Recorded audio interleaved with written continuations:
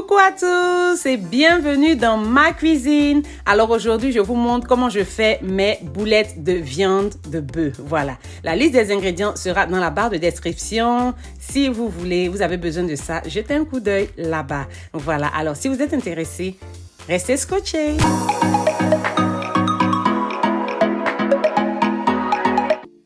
Alors ici, on va commencer par découper le pain pour mettre dans le mixeur et on va rajouter le lait et on va écraser le tout. Voilà, j'utilise ici du pain complet, voilà, mais vous pouvez utiliser n'importe quel pain, du pain français, du pain blanc, tout dépend de vous. Utilisez le pain que vous voulez, que vous avez. Le pain va donner une bonne texture, bien humide à vos boulettes de viande. On rajoute le lait. Le lait aussi, j'utilise du lait normal, voilà. Vous pouvez utiliser le lait que vous voulez. Voilà, on a mixé le tout et voilà la texture qu'on a obtenue. On va mettre ça sur le côté et on va commencer à assaisonner nos boulettes de viande. Alors ici, dans mon bol, j'ai ma viande de bœuf, voilà, ma viande hachée de bœuf. Je rajoute du sel, je rajoute des œufs, je rajoute du fromage parmesan. Voilà, je rajoute de l'ail, je rajoute des herbes de province, je rajoute du poivre noir, je rajoute de l'oignon, voilà, de l'oignon râpé. Vous pouvez découper l'oignon pour mettre dedans si vous voulez hacher l'oignon. Moi, je préfère râper l'oignon pour mettre dedans. Et je rajoute mon pain écrasé, ma pâte de pain au lait, voilà, dedans. Et on va mixer le tout, bien mélanger, bien mixer à la main.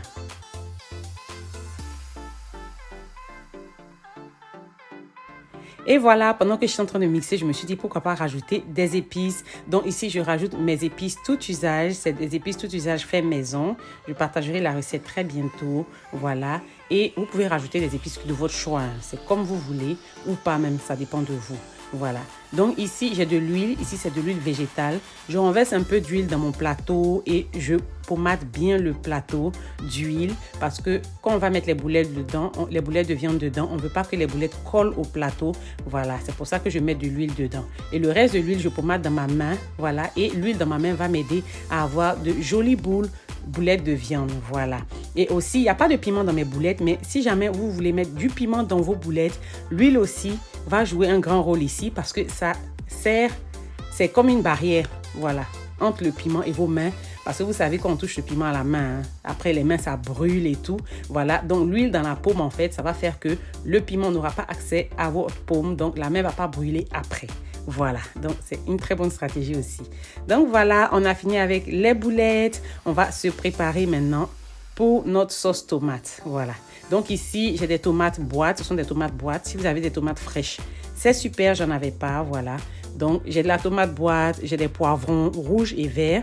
La couleur, peu importe. Rajoutez juste des poivrons. De l'oignon vert aussi. Je rajoute de l'oignon vert. On va rajouter aussi de l'oignon découpé. Voilà, avec de l'ail. Ici, il y a de l'oignon découpé, de l'ail et il y a un peu de gingembre. Voilà. Et on va mixer le tout. Je veux mixer, mais je veux obtenir une pâte qui a de la texture. Voilà, comme ce que vous voyez ici. Je ne voulais pas quelque chose de lisse. Donc, tout dépend de vous. Voilà. Et ici, maintenant, avant de commencer la sauce tomate, on a nos boulettes. Je vais vous montrer juste deux options.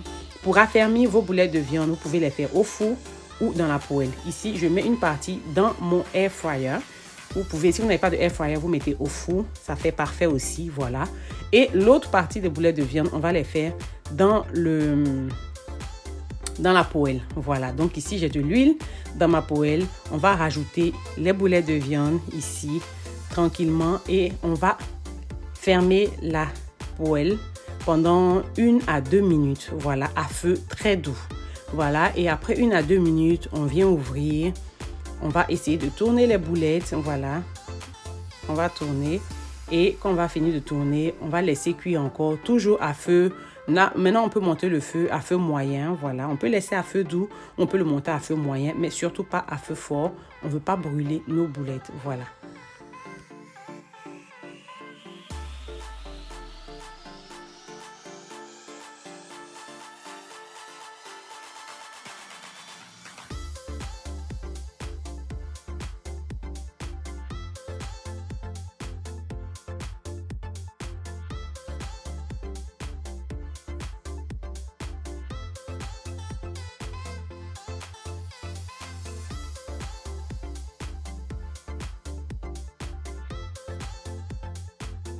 Alors, une fois que nos boulettes sont dorées sur les deux faces et qu'elles sont bien raffermies, on va les enlever et dans la même poêle, avec la même huile, on va renverser notre mélange de tomates, voilà notre pâte de tomates dedans.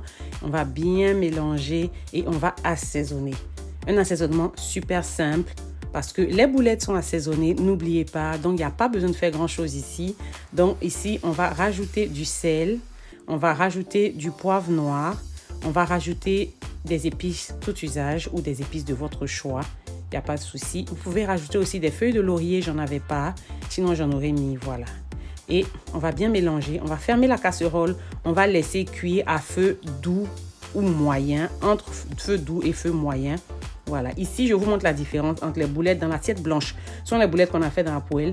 Et dans le tray noir, là, ce sont les boulettes qui ont été faites au air fryer. Je trouve que celles qui ont été faites au four ou air fryer ont une forme beaucoup plus stable, si je peux dire ça comme ça, voilà. Parce que dans la poêle, on tournait, voilà, on tournait, on changeait de face, alors que dans le four, on touche pas et ça cuit. Donc, les boules sont beaucoup plus stables, beaucoup plus chic.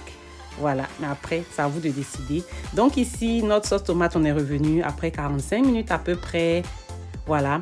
On est revenu, on renverse nos boulettes dedans et j'ai rajouté des feuilles de basilic, voilà, fraîches. Et c'est tout ce qu'il y a à faire. On va laisser mijoter pendant 2 à 3 minutes. Et voilà, c'est prêt. C'est délicieux. C'est beau à voir. Ça sent bon. Vous pouvez manger ça avec des pâtes, avec de l'igname bouilli, avec du riz. C'est comme vous voulez, avec du pain. C'est comme vous voulez. Merci beaucoup d'avoir regardé ma vidéo. N'oubliez pas de liker, de souscrire, de partager, de commenter. Merci beaucoup. Et on se dit à la prochaine dans une nouvelle vidéo. Bye!